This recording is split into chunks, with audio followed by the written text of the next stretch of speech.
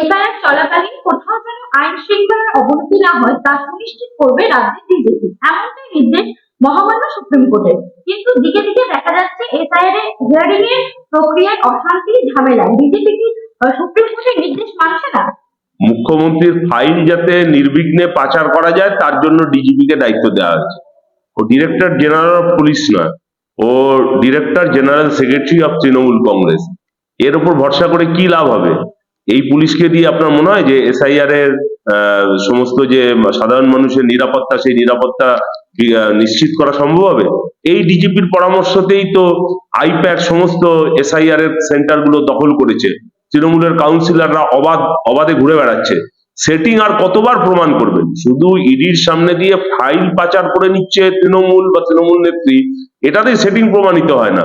এই যে গোটা নির্বাচন কমিশন, তাকে কার্যত আইপ্যাককে দিয়ে কবজা করা হচ্ছে এবং হিয়ারিং সেন্টার গুলো তৃণমূলের কাউন্সিলর এবং এমএলএ এমপি তাদেরকে দিয়ে কবজা করা হচ্ছে এবং সেখানে নির্বাচন কমিশন ঠুটো জগন্নাথ হয়ে বসে রয়েছে। এরপর আর নতুন কি সেটিং প্রমাণ হবে? এই ডিজিপি কে ইমিডিয়েট অ্যারেস্ট করা দরকার। তাহলে দাঁড়িয়ে যদি পশ্চিমবাংলায় কিছু নিরাপত্তা সাধারণ মানুষ এসআইআর সংক্রান্ত ব্যাপারে পেতে পারে।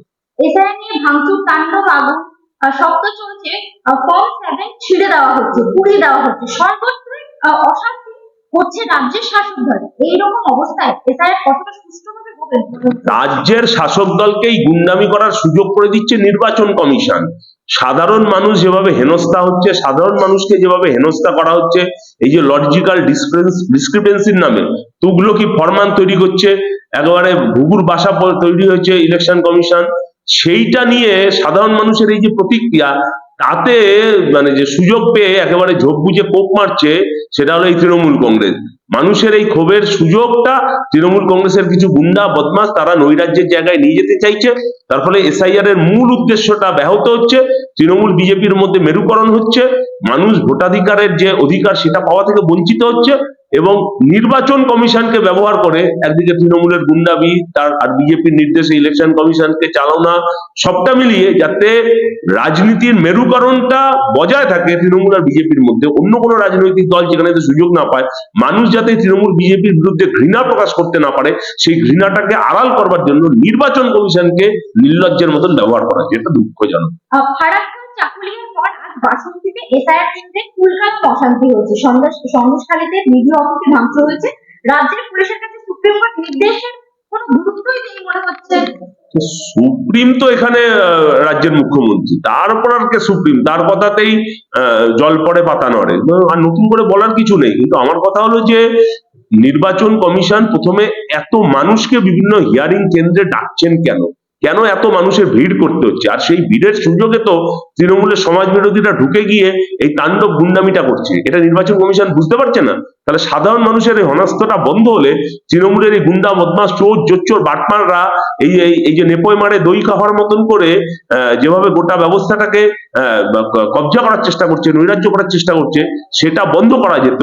আর তৃণমূলের নেতারা কি বলে বিডিও অফিস বা এসডি অফিস ভাঙচুর করবে না তো কে করবে? এই তৃণমূল নেত্রী বিধানসভা ভাঙচুর করে তার রাজনৈতিক আন্দোলন শুরু করেছিলেন, আন্দোলনের নামে নৈরাজ্য চালিয়েছিলেন। তাহলে তৃণমূলের পাড়ার নেতারা একটু বিডিও অফিস ভাঙচুর করবে না? মুখ্যমন্ত্রী বিধানসভা ভাঙচুর করে, ওর পাড়ার নেতারা বিডিও অফিস ভাঙচুর করে, নতুন কিছু নয়। এখানে পুলিশ দর্শকের মতো দেখছে, অথচ মৌনী অমাবস্যায় যখন শ্যামাসুন্দরের মন্দিরে দর্শনার্থীরা ভিড় করেছিল, সেইখানে দর্শনার্থীদের ওপর লাঠিচার্জ করেছে পুলিশ। এখানে শুধু দর্শনার্থীদের উপর লাঠিচার্জ করেছে কেন? যারা চাকরি প্রার্থী তাদের উপর লাঠিচার্জ করেছে, মানে আসন্ন সন্তান প্রসবা মা, তার উপর লাঠিচার্জ করেছে। বাচ্চা কোলে নিয়ে মা যিনি যোগ্য প্রার্থী, তৃণমূল তার চাকরি চুরি করেছে, তার প্রতিবাদে পুলিশ লাঠিচার্জ করেছে। লাঠিচার্জ করেনি, কামড়ে দিয়েছে আমাদের বামপন্থীদের বিভিন্ন জায়গায়। আজকে তৃণমূলের কর্মীরা আমাদের বারাসাত 2 নম্বর ব্লক অফিসে আমাদের বামপন্থী কর্মীদের উপর নৃশংস হামলা চালিয়েছে পুলিশের সামনে দাঁড়িয়ে। পুলিশের কাজ কি? ফাইলের তলায় লোকানো। আমাদের পশ্চিমবাংলায় পার্থর্পী তার খাটের তলায় টাকা থাকে আর টেবিলের তলায় পুলিশ থাকে। এই পুলিশের থেকে আপনি কি প্রত্যাশা করবেন? আবারও বলছি, যে পুলিশের ডিজিপি, যে পুলিশের কলকাতা পুলিশের সিপি ইডির সামনে দাঁড়িয়ে মুখ্যমন্ত্রীকে ফাইল পাচারে সাহায্য করে, সেই পুলিশ আপনার মনে হয় যে সাধারণ মানুষকে নিরাপত্তা দেবে? ও অপরাধীদের প্রতিনিধি, অপরাধীদের দালাল। তার থেকে নতুন কিছু প্রত্যাশা করার লাভ নেই। সুপ্রিম কোর্ট যাই নির্দেশ দিক, আমি আবার বলছি, সুপ্রিম কোর্টের নির্দেশে পুলিশের কয়েকটা মাথাকে জেলে ঢুকিয়ে দিলে সব সিধা হয়ে যাবে। অন্যদিকে দেখা যাচ্ছে এসআইআর নিয়ে সুপ্রিম কোর্টের গুরুত্বপূর্ণ পর্যবেক্ষণ, লজিক্যালের তালিকা প্রকাশের নির্দেশ, একই সঙ্গে মাধ্যমিকের অ্যাডমিট কার্ডকে প্রামাণ্য দলিল হিসেবে গ্রহণের নির্দেশ দেওয়া হয়েছে। আরেকদিকে দেখা যাচ্ছে তৃণমূল সাংসদ অভিষেক ব্যানার্জি এই রায়ে বলছেন যে নির্বাচন কমিশনের হার হয়েছে এবং তৃণমূল জয় হয়েছে। দেখুন, নির্বাচন কমিশনকে হারিয়ে তৃণমূলের অনেকদিনই জয় হয়েছে, যেদিন অভিষেক ব্যানার্জি তার লোকসভা ভোটে 7.5 লক্ষ ভোট ছাপ্পা মেরে জিতেছিলেন। তখন নির্বাচন কমিশন ঠুটো জগন্নাথ ছিল। সেদিন থেকেও নির্বাচন কমিশনকে গোহারা হারাচ্ছে, আর নির্বাচন কমিশন মজা দেখছে ঠুটো জগন্নাথ। আমরা দেখেছি কেন্দ্রীয় বাহিনী এসছে, তাদের বিরিয়ানি খাইয়ে বিভিন্ন জায়গায় বেড়াতে পাঠিয়ে কিভাবে নির্বাচনে ছাপ্পা মেরে। কিন্তু অভিষেক ব্যানার্জির কাছে এটা নতুন নয়। আমার কথা হলো যে বিড়াল ঠেলায় পড়লে গাছে ওঠে। সুপ্রিম কোর্টকেই নির্দেশ দিতে হলো কেন? আমরা তো বহুদিন ধরে বলছি, এই যে লজিক্যাল ডিসক্রিপেন্সির নামে যে ফতোয়া হচ্ছে, তুগুলো কি আচরণ হচ্ছে, গরিব মানুষ, সংখ্যালঘু মানুষকে টার্গেট করে তাদেরকে যোগ্য ভোটারদের বাদ দেওয়ার চেষ্টা হচ্ছে। মাধ্যমিকের সার্টিফিকেট, সেটা নাকি চলবে না, তাহলে কি কোভিডের সার্টিফিকেট চলবে, যেটা প্রধানমন্ত্রীর ছবি আছে? এই নাটক, এই মানে তুগলকি আচরণ, এই ধরনের তামাশা নির্বাচন কমিশনের বন্ধ করা উচিত। অভিষেক ব্যানার্জির কথা কোনো মূল্য আমার কাছে নেই। ছাপ্পা ভোটে যে ভোটে যেতে, সেই ছাপ্পা ভোট ঠেকাতে পারেনি নির্বাচন কমিশন। এটা নির্বাচন কমিশনের সবচেয়ে বড় পরাজয়। অন্যদিকে তো অভিষেক ব্যানার্জি বলছেন জানুয়ারিতে ভোটে হারিয়েছি, এপ্রিলে ভোটে হারাবো। দেখুন, অভিষেক ব্যানার্জিরা ওর কাছে ভোট কোর্ট দুটোই সমান। ও কোর্টেও গাজুয়ারি করে। আমরা দেখেছি এর আগে রাজশেখর মান্তা, আমাদের হাইকোর্টের বিচারপতি, তার বাড়ির সামনে পোস্টার মেরে দিয়েছিল।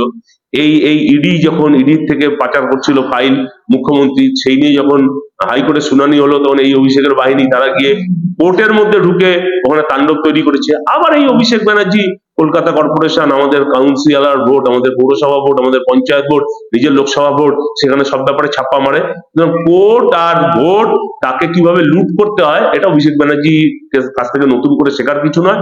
কিন্তু কোর্ট আর ভোটের বাইরেও যেটা আছে, সেটা হলো মানুষ, পাবলিকের মার কেওড়াতলা পার। এটা বুঝে যেন যা সিদ্ধান্ত গ্রহণ করা সেটা করে।